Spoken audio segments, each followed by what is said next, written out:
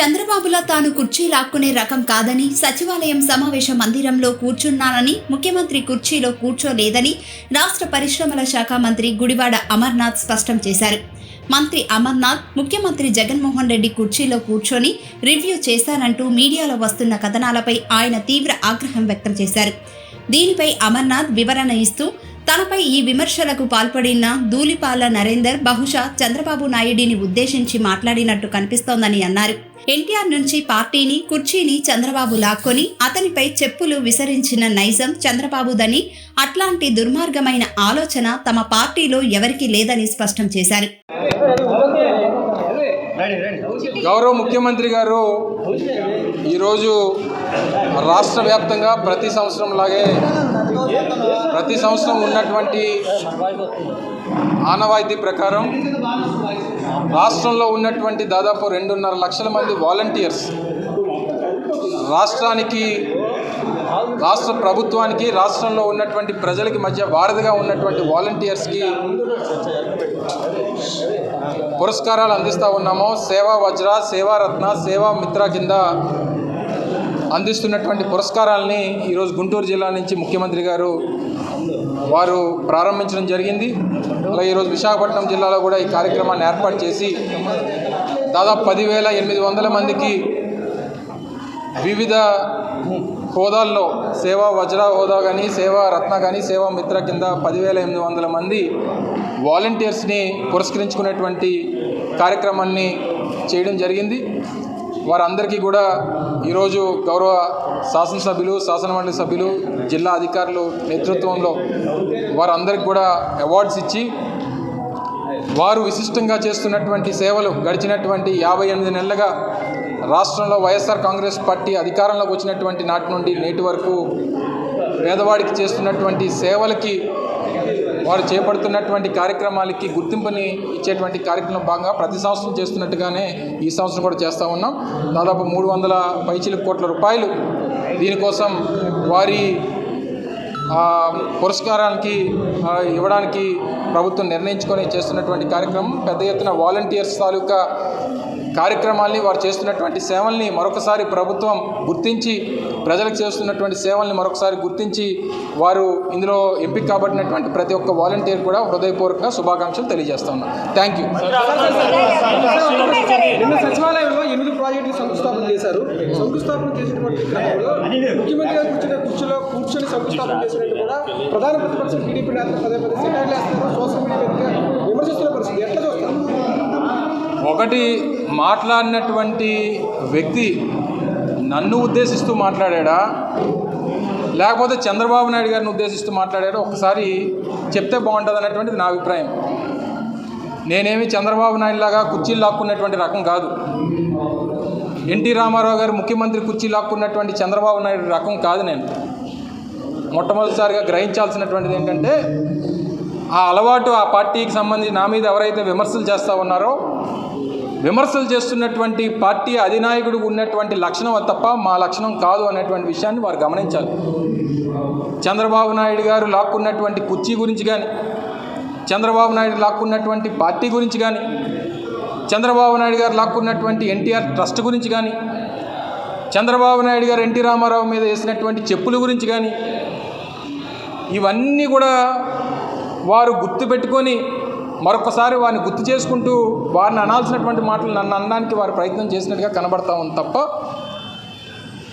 జగన్మోహన్ రెడ్డి గారు నిర్వహించేటువంటి కాన్ఫరెన్స్ రూమ్లో మాత్రమే నేను కూర్చున్నాను తప్ప ఆయన కుర్చీలో కూర్చోలేదనేటువంటిది ఒకటి గ్రహించాలి. ఫస్ట్ ఆఫ్ ఆల్, ఇదే ధూళిపాల నరేంద్ర ఎవరైతే మాట్లాడారో, తెలుగుదేశం పార్టీ కార్యాలయంలో ఈయన ఎక్కడ, చంద్రబాబు నాయుడు గారు ఎక్కడ ప్రెస్ మీట్లు పెడతారు, ఈయన కూడా అక్కడే ప్రెస్ మీట్లు పెడతాడు కదా. అన్నంత మాత్రాన చంద్రబాబు నాయుడు కుర్చీలో ఆయన కూర్చున్నట్ట? కుర్చీలు లాక్కునేటువంటి రకం, ఆ కుర్చీలో కూర్చునేటువంటి రకం, వెన్నుపోట్లు పొడిచేటువంటి రకం తెలుగుదేశం పార్టీలో ఉన్నారు తప్ప వైఎస్ఆర్ కాంగ్రెస్ పార్టీలో లేరు. గౌరవ ముఖ్యమంత్రి గారు నిన్న నిర్వహించాల్సినటువంటి కార్యక్రమం కొన్ని అనివార్య కారణాల వల్ల, వారికి ఉన్నటువంటి మరిన్ని ఇంపార్టెంట్ మీటింగ్స్ వల్ల ఆ కార్యక్రమాన్ని నన్ను నిర్వహించమని చెప్పి ముఖ్యమంత్రి గారి ఆదేశాల మేరకే కార్యక్రమాన్ని నిర్వహించాం. అది సెక్రటేరియట్లో ఉన్నటువంటి కాన్ఫరెన్స్ హాలు. ఆ కాన్ఫరెన్స్ హాల్లో నిర్వహించినంత మాత్రాన అక్కడ కూర్చున్నటువంటి కుర్చీలో అమర్నాథ్ కూర్చున్నంత మాత్రాన సీఎం కుర్చీలో కూర్చున్నటువంటిది కాదనేటువంటిది ఈ తెలివి తక్కువ దద్దమ్మలు ఎవరైతే ఉన్నారో, మాట్లాడుతూ ఉన్నటువంటి దద్దమ్మలు ఎవరైతే ఉన్నారో వారు తెలుసుకోవాలి. వారికి అమర్నాథ్ ఏ కుర్చీలో కూర్చున్నాడు అనేటువంటి దానికన్నా వారు ప్రతిపక్ష పార్టీగా ఇంకా ఏదైనా సమస్యలు ఉంటే ఆ సమస్యల మీద మాట్లాడితే బాగుంటుంది అనేటువంటిది నా అభిప్రాయం. ఇంకేం సమస్య లేదు, అమర్నాథ్ ఎక్కడ కూర్చున్నాడు, అమర్నాథ్ ఎక్కడికి వెళ్తున్నాడు, అమర్నాథ్కి సీట్ ఎక్కడ ఇస్తున్నారు, ఈ తాపత్రయం వాళ్ళు వదులుకుంటే మంచిది అనేటువంటిది నా అభిప్రాయం. ఇటువంటి బుద్ధులు ఖాళీ దొరికితే ఆ కుర్చీలో కూర్చుని పోదాం అని చెప్పి బాలకృష్ణ మొన్న అసెంబ్లీలో ఎలా కూర్చున్నాడు చూశారు కదా. చంద్రబాబు నాయుడు జైల్లో ఉంటే బాలకృష్ణ వచ్చి చంద్రబాబు నాయుడు కుర్చీలో కూర్చున్నాడు. మేమేం అలా కూర్చోలేదే. రేపు ఖాళీ దొరికితే వెళ్ళి ఆ ఎన్టీఆర్ భవన్లో కూడా మొన్న మంగళగిరిలో వెళ్ళి బాలకృష్ణ కూర్చున్నాడు. ఏం బాలకృష్ణ అనలేకపోవా దూలిపాల నరేంద్ర గారు? చివరికి ఆ పార్టీని ఈరోజు వాళ్ళు నడుపుతున్నటువంటి తెలుగుదేశం పార్టీ పెట్టినటువంటి ఎన్టీ రామారావు గారు కుర్చీ లాక్కున్నటువంటి వ్యక్తి కన్నా హీనమైనటువంటి వ్యక్తులు ఎవరో ఈ రాష్ట్రంలో లేరు, ఒక చంద్రబాబు నాయుడు తప్పితే. వారి గురించి మాట్లాడి ఎందుకు మమ్మల్ని అని ఏదో కూలిచ్చి గుద్దించుకున్నట్టు మమ్మల్ని ఒకటని మీరు అందరూ అనిపించుకుంటారు చెప్పండి, నాకు తెలియక అడుగుతాను. అంటే పార్టీ చైర్ను సీఎం చైర్కి సిసిసి సీఎం చైరు సీఎం ఛాంబరు అనేటువంటిది టోటలీ డిఫరెంట్. ఇప్పుడు ఒకసారి అవసరాన్ని మేరకు కాన్ఫరెన్స్ రూమ్లో వచ్చి కూర్చునేటువంటి పరిస్థితులు ఒకసారి ముఖ్యమంత్రి గారికి ఉంటాయి. ముఖ్యమంత్రి గారు అనేక సందర్భాల్లో నిర్వహించినటువంటి రూముల్లో ఇతర మంత్రులు కార్యక్రమాలు నిర్వహించేటువంటి సందర్భాలు ఉంటాయి. ఉన్నంత మాత్రాన ముఖ్యమంత్రి గారు కుర్చీలో కూర్చున్నటువంటి మినిమం కామన్ సెన్స్ లేకుండా మాట్లాడడం నాకు తెలియక అడుగుతాను. మినిమం సెన్స్ ఉండాలి కదా. నేనేం వైస్రాయ్లో చంద్రబాబు నాయుడు నిర్వహించినట్టు నేనే క్యాంపులు నిర్వహించిన. జగన్మోహన్ రెడ్డి గారి దగ్గర సైనికులు మేము అనేక సందర్భాల్లో చెప్పా, మళ్ళీ చెప్తా ఉన్నా. జగన్మోహన్ రెడ్డి గారి దగ్గర సైనికులు, జగన్మోహన్ రెడ్డి గారు అనుకుంటే ఎవరిని ఎక్కడ కావాలంటే అక్కడ కూర్చోబెట్టేటువంటి ఆ స్తోమత కానీ, ఆ స్థాయి కానీ, లేకపోతే ఇంకోటి కానీ జగన్మోహన్ రెడ్డి గారికి ఉన్నాయి. ఈరోజు అందుకనే అమర్నాథ్ తీసుకుని వెళ్ళి అత్యంత కీలకమైనటువంటి పరిశ్రమలు, ఐటీ శాఖనిచ్చి ఈరోజు నాకు ఆ హోదానిచ్చాడు జగన్మోహన్ రెడ్డి గారు. నిన్న ఆయన అనేక కార్యక్రమాల్లో బిజీగా ఉండడం వల్ల రాష్ట్రంలో రిలయన్స్ కంపెనీకి సంబంధించి ప్రతిపక్షాల గెలుపుగా చెప్పుకుంటున్నారు. దీన్ని ఎట్లా చూస్తున్నారు?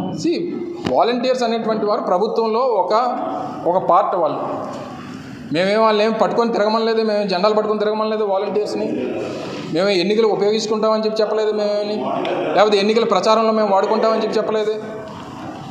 వాలంటీర్స్ అనేటువంటి వారు కేవలం ప్రభుత్వం సంబంధించినటువంటి కార్యక్రమాలు ప్రజల్లోకి తీసుకెళ్లేటువంటి ఒక వ్యవస్థ. ఆ వ్యవస్థగానే చూస్తాం తప్ప అది వైఎస్ఆర్ కాంగ్రెస్ పార్టీ వ్యవస్థగా చూడాల్సినటువంటి పని లేదు. ఆబ్వియస్గా ఈ ప్రభుత్వం వారికి అవకాశం ఇచ్చింది. ఈ పార్టీ అధికారంలోకి వచ్చి ఆ 2,50,000 మందికి అవకాశం ఇచ్చింది కాబట్టి ఆబ్వియస్గా వారికి ఆ రకమైనటువంటి సాఫ్ట్ కార్నర్ మా ప్రభుత్వం మీద ఉంటుంది. సో వారు మా జెండాలు పట్టుకొని తిరగమని చెప్పి మేమేం పిలవం, అవసరం లేదు. సో దాన్ని ఏదో బూచిగా చూపించి వాళ్ళని ఇబ్బంది పెట్టి వాళ్ళని భయపెట్టేటువంటి ప్రయత్నాలు మానుకుంటే మంచిది అనేటువంటిది నా సలహా.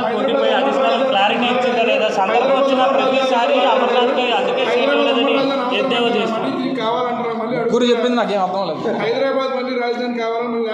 అదే క్లియర్గా నిన్న మా పెద్దలు బొత్స సత్యనారాయణ గారు మా పార్టీ స్టాండ్ గురించి చెప్పారు. చెప్పిన తర్వాత కూడా మళ్ళీ దాన్ని కొత్తగా తీసి మరి ఆయన చెప్పిన లైన్ తీసుకొని ఆయన చెప్పినటువంటి మాటను బేస్ చేసుకొని మా పార్టీ తరపు నుంచి ఏదైతే స్టాండ్ ఉందో స్టాండ్ చెప్పడం జరిగింది. మళ్ళీ దాన్ని తీసుకొని వచ్చి మళ్ళీ దాని మీద చర్చ పెట్టడం అనేటువంటిది ఉపయోగం లేదు నాకు తెలిసి. అమర్ గారు ముఖ్యమంత్రి గారికి అత్యంత ఇష్టమైన అమర్నాథ్ ఎక్కడ పోటీ చేస్తారు అని చెప్పేసి వాళ్ళ పేపర్లో ఎవరు రాశారు. మీరు అమర్నాథ్ ఎక్కడి నుంచి పోటీ చేయబోతున్నారు? నేను అనేక సందర్భాల్లో చెప్పాను, మళ్ళీ చెప్తున్నా. అందరి తలరాతలు భగవంతుడు రాస్తాడు, అమర్నాథ్ తలరాత జగన్మోహన్ రెడ్డి రాస్తాడని చెప్పాను. నా తలరాత గురించి, నా భవిష్యత్తు గురించి నేను జగన్మోహన్ రెడ్డి గారు ఏం చెప్తే అది చేస్తాను. నన్ను ఇప్పుడు రీజనల్ కోఆర్డినేటర్గా, డిప్యూటీ రీజనల్ కోఆర్డినేటర్గా నన్ను ఉమ్మడి విశాఖపట్నం జిల్లాకి నా మీద ఒక అపారమైనటువంటి బాధ్యతను జగన్మోహన్ రెడ్డి గారు పెట్టారు.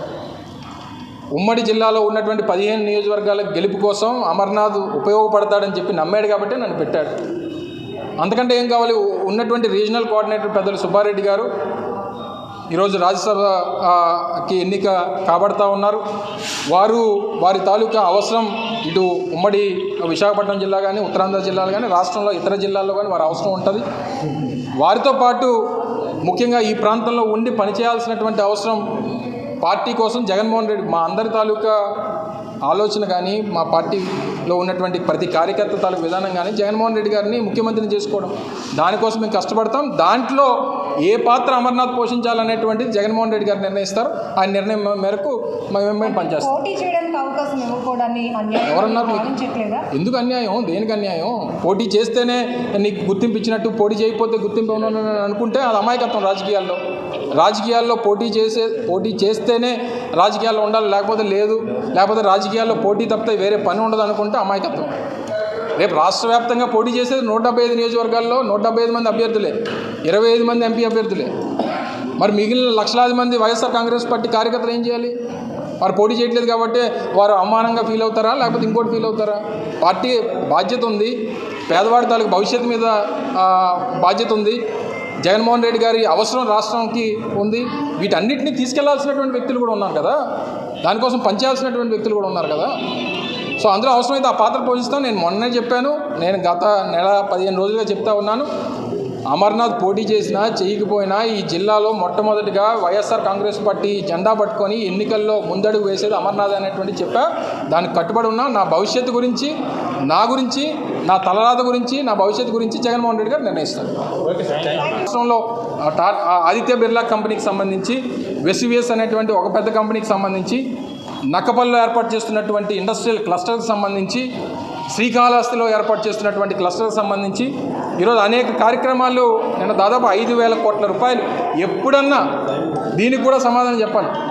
ఎప్పుడన్నా చంద్రబాబు నాయుడు 14 సంవత్సరాలు ముఖ్యమంత్రిగా ఉన్నప్పుడు తన మంత్రితో, తన క్యాబినెట్లో ఉన్నటువంటి మంత్రితో 9 సంవత్సరాలు ఉమ్మడి రాష్ట్రంలో కానీ, గత 5 సంవత్సరాలు ఆంధ్రప్రదేశ్లో కానీ, 14 సంవత్సరాల కాలంలో ఎప్పుడన్నా తన క్యాబినెట్లో ఉన్నటువంటి మంత్రి చేత 5,000 కోట్ల రూపాయలు సంబంధించినటువంటి ప్రారంభోత్సవాలు, అలాగే శంకుస్థాపనలు చేయించేటువంటి ఆ ధైర్యం, సాహసం ఎప్పుడన్నా ఒక ముఖ్యమంత్రి చేశాడా గతంలో? ఒకసారి ఆలోచన చేయండి. జగన్మోహన్ రెడ్డి గారికి మా మీద ఉన్నటువంటి నమ్మకం, ఆయనకి మా మీద ఉన్నటువంటి ప్రేమాభిమానాలు కానీ, నమ్మకం కానీ, మా మంత్రి కార్యక్రమం చేసేటువంటి స్థాయి ఉందని చెప్పి అనుకున్నాడు కాబట్టి మాతో ఆ కార్యక్రమం చేయించాడు. ఇవన్నీ మాట్లాడడం మానేసి ఎందుకండి మీరు నేను ఎక్కడ కూర్చున్నాను అన్నటువంటిది వదిలేసి 5,000 కోట్ల రూపాయలు పెట్టుబడి నేను రాష్ట్రానికి వచ్చి దాని గురించి మాట్లాడవచ్చు కదా. దాని గురించి ఎందుకు మాట్లాడలేదు ఎవరును? Time waste. వాళ్ళకి పని లేదు, మనకి లేదని అనుకుంటారు వాళ్ళ అమాయకత్వం. వైసీపీ నవరత్నాలు మించి సూపర్ 6 పథకాలతో టీడీపీ వస్తుంది. రేపు లోకేష్ గారు ఇప్పుడే చెప్పారు ముఖ్యమంత్రి గారు. ఇప్పుడు మేము అమలు చేసినటువంటి కార్యక్రమాల వల్ల దాదాపు ప్రతి సంవత్సరం 70,000 కోట్ల రూపాయలు మనం ఖర్చు చేస్తూ ఉన్నాం. దాంట్లో 55,000 కోట్ల రూపాయలు కార్యక్రమాలు కంపల్సరీగా నిర్వహించాల్సింది. ఇప్పుడు ఉదాహరణకి ఆసరా కార్యక్రమం ఉంది, 4 పర్యాయాలు పూర్తి చేశాము. మా తాలూకా ఎన్నికల హామీ పూర్తయింది. మళ్ళీ వచ్చే సంవత్సరం ఇవ్వాల్సినటువంటి పని లేదు. చేయూత ఉంది, చేతి కూడా కంప్లీట్ చేశాం. అది మళ్ళీ ముఖ్యమంత్రి గారు నిర్ణయం తీసుకుంటారు. ఇప్పుడు ఉదాహరణ అమ్మఒడి ఉంది, పెన్షన్ ఉన్నాయి, ఇవి కంటిన్యూ అవ్వాల్సినటువంటి కార్యక్రమాలు. ఇప్పుడు వీటన్నిటిని మించి మేము ఇచ్చేస్తామని చెప్పాడు. మీ ఇంట్లో ఎంతమంది పిల్లలు ఉంటే అంతమందికి ఇచ్చేస్తాను అంటున్నాడు చంద్రబాబు నాయుడు. మీరు ఇంకా పిల్లల్ని పుట్టించుకోండి, ఇంకా ఇచ్చేస్తాను అంటున్నాడు చంద్రబాబు నాయుడు. నేనే ఫ్యామిలీ ప్లానింగ్కి నేనే అడ్డు కాదని చెప్తున్నాడు చంద్రబాబు నాయుడు. అలా చేస్తే ఇప్పుడు మొదట్లో ఇచ్చినటువంటి 6 హామీలకే 1,25,000 కోట్ల రూపాయలు కావాలి. ఎక్కడి నుంచి తీసుకొస్తాడు? దానికి సమాధానం చెప్పాలి కదా. అప్పుడు జనం గ్రహించేది ఏంటంటే, ఇవ్వనటువంటి వాడు ఎన్నన్నా చెప్తాడు, ఇవ్వాల్సినటువంటి అవసరం లేదు కదా చెప్పడానికి. ఏమి రేపు 3 లక్షల కోట్ల రూపాయలు సంవత్సరానికి ఇచ్చేస్తానంటాడు పేదోడికి. ఇచ్చేటువంటి అవకాశం లేదు, ఆ అవకాశం జనం కూడా ఇవ్వరు. సో అలాంటప్పుడు ఆయన ఎన్ని హామీలు ఇచ్చుకున్నా, రేపు వచ్చి ఆయన కొడుకు చెప్పినా, ఆయన దత్తపుత్రుడు చెప్పినా, లేకపోతే చంద్రబాబు నాయుడు వచ్చి చెప్పినా ఎవరు వినేటువంటి పరిస్థితి కానీ, నమ్మేటువంటి పరిస్థితి కానీ లేదు. మాకు క్రెడిబిలిటీ అనేటువంటిది మా నాయకుడికి జగన్మోహన్ రెడ్డి గారికి ప్రజల్లో ఉంది. ఆ క్రెడిబిలిటీయే మళ్ళీ రేపు జగన్మోహన్ రెడ్డి గారిని అధికారంలో తీసుకొస్తుంది అనేటువంటి నమ్మకంతో ఉన్నాం. దీని గురించి ఎక్కువగా సమయం కూడా వేచి ఉండాల్సినటువంటి అవసరం లేదు. మహా అయితే అంతా తిప్పి కొడితే 100 రోజుల్లో మళ్ళీ వైఎస్ఆర్ కాంగ్రెస్ పార్టీ అధికారంలోకి వస్తుంది.